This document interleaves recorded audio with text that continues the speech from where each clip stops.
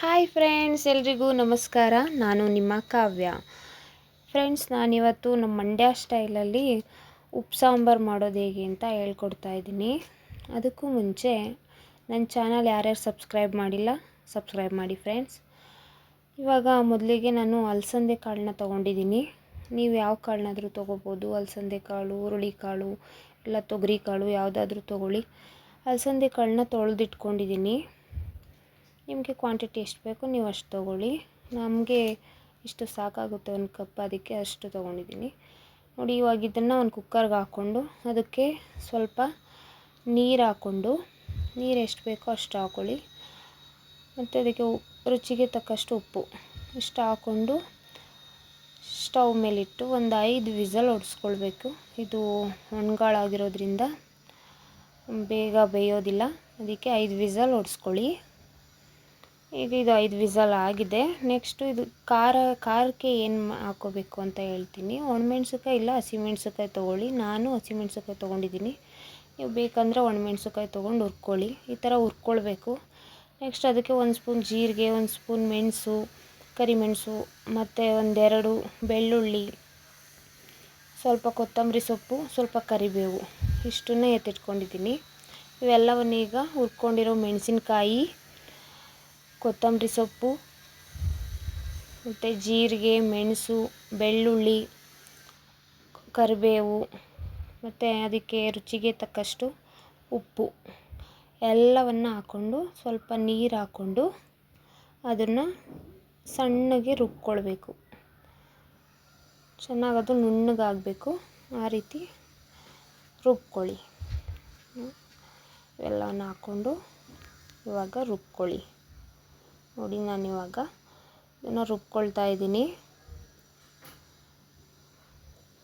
ಇದು ರೊಟ್ಟಿಗೆ, ಚಪಾತಿಗೆಲ್ಲ ಆಗುತ್ತೆ. ಈ ಸಾಂಬಾರಿಗೆ ಅಂತಲೇ ಅಲ್ಲ, ಇದ್ರ ಜೊತೆಗೆ ತುಪ್ಪ, ಬೆಣ್ಣೆ ಹಾಕ್ಕೊಂಡು ರೊಟ್ಟಿ, ಚಪಾತಿ ಎಲ್ಲ ತಿನ್ಬೋದು. ನೋಡಿ, ಇದು ಆಗಿದೆ. ಇವಾಗ ಇದನ್ನು ನೆಕ್ಸ್ಟ್ ಒಂದು ಬೌಲ್ಗೆ ತೆಗೆದಿಟ್ಕೊಳ್ತಾ ಇದ್ದೀನಿ. ನಾವು ಅದೇ ಜಾರ್ಗೆ ಸಾಂಬಾರಿಗೆ ರೆಡಿ ಮಾಡ್ಕೋಬೇಕು. ನೋಡಿ, ತೆಗೆದಿಟ್ಕೊಂಡಿದ್ದೀನಿ. ಈಗ ಸಾಂಬಾರು ಕೂಗಿಸಿದ್ವಲ್ಲ, 5 ವಿಸಲ್ ಆಗಿದೆ. ಕಾಳು ಬೆಂದಿದೆ ಚೆನ್ನಾಗಿ. ಕಾಳು ಚೆನ್ನಾಗಿ ಬೇಯಿಸ್ಕೋಬೇಕು. ಇವಾಗ ಇದು ಬೆಂದಿದೆ. ಅದೇ ಕಾಳನ್ನ ಇವಾಗ ಒಂದು ಸೌಟ್ ಕಾಳನ್ನ ತೆಗೆದು ಸೇಮ್ ಜಾರ್ಗೆ ಹಾಕ್ಕೊಳ್ತಾ ಇದ್ದೀನಿ.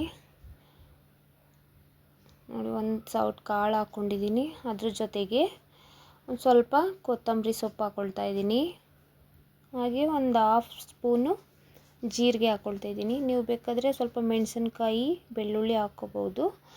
ಅದು ನಾನು ಜಾರ್ನಲ್ಲೇ ಅದು ಖಾರ ಸ್ವಲ್ಪ ಇರೋದ್ರಿಂದ ನಾನು ಸ್ಕಿಪ್ ಮಾಡ್ಕೊತಿದ್ದೀನಿ ಅವನ್ನ.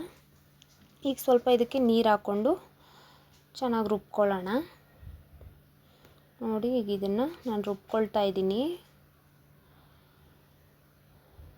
ಇದು ರುಬ್ಕೊಂಡಾದಮೇಲೆ ಇದನ್ನು ಅದು ಕಾಳು ರಸ ಇದೆಯಲ್ಲ, ಸಾಂಬಾರು, ಅದಕ್ಕೆ ಸೇರಿಸ್ಕೊಳ್ಬೇಕು. ಈಗ ಇದು ರೆಡಿ ಆಗಿದೆ. ಈಗ ಇದಕ್ಕೆ ನೀರೇನು ಹಾಕೋಬೇಡಿ. ಇದು ರಸ ಇರುತ್ತಲ್ಲ, ರಸನೇ ಇದಕ್ಕೆ ಸೇರಿಸ್ಕೊಂಡು ಇದನ್ನು ಮಿಕ್ಸ್ ಮಾಡಿಕೊಂಡು ಸಾಂಬಾರೊಳಗೆ ಹಾಕ್ಕೊಳ್ಳಿ. ನೀರು ಹಾಕ್ಕೊಂಡ್ರೆ ಟೇಸ್ಟು ಕಡಿಮೆ ಆಗುತ್ತೆ ಸಾಂಬಾರ್ದು. ಅದಕ್ಕೋಸ್ಕರ ನೀವು ಕಾಳು ಬೇಯಿಸುವಾಗ ನೀರನ್ನು ನೋಡ್ಕೊಂಡು ಹಾಕ್ಕೋಬೇಕು. ನಿಮ್ಗೆ ಎಷ್ಟು ಸಾಂಬಾರು ಬೇಕಷ್ಟು. ನನಗೆ 1 ಟೈಮ್ಗೆ ಇದು ಬೇಕಿರೋದ್ರಿಂದ ನಾನು ಸ್ವಲ್ಪ ಹಾಕ್ಕೊಂಡು ಮಾಡ್ಕೊಂಡಿದ್ದೀನಿ. ನೀವು ಸ್ವಲ್ಪ ಮಾಡಿದ್ರೆ ರುಚಿ ಜಾಸ್ತಿ. ಅದು ನೀವು ಜಾಸ್ತಿ ನೀರು ಹಾಕ್ಕೊಂಡು ಸ್ವಲ್ಪ ಕಾಳು ಹಾಕ್ಕೊಂಡ್ರೆ ಅದು ರುಚಿ ಕಡಿಮೆ ಇರುತ್ತೆ. ನೋಡಿ, ಇದು ಸಾಂಬಾರು ಇವಾಗ ರೆಡಿಯಾಗಿದೆ. ಈಗ ನೆಕ್ಸ್ಟು ನಾನು ಕಾಳು ಪಲ್ಯಗೆ ತೋರಿಸ್ತಾ ಇದ್ದೀನಿ. ಒಂದು ಈರುಳ್ಳಿ, ಮೆಣಸಿನ್ಕಾಯಿ, ಕರಿಬೇವು, ಕೊತ್ತಂಬರಿ ಎಲ್ಲ ರೆಡಿ ಮಾಡ್ಕೊಂಡಿದ್ದೀನಿ. ಈಗ ಬಾಣಲಿ ಇಟ್ಕೊಂಡು ಎಣ್ಣೆ ಹಾಕ್ಕೊಂಡು ಅದಕ್ಕೆ ಸಾಸಿವೆ, ಮೆಣಸಿನ್ಕಾಯಿ, ಬೆಳ್ಳುಳ್ಳಿ, ಈರುಳ್ಳಿ ಎಲ್ಲ ಹಾಕ್ಕೊಂಡು ಬಾಡಿಸ್ಕೊಳ್ತಾ ಇದ್ದೀನಿ. ನೋಡಿ, ಇದಕ್ಕೆ ಚೆನ್ನಾಗಿ ಬಾಡಿದೆ.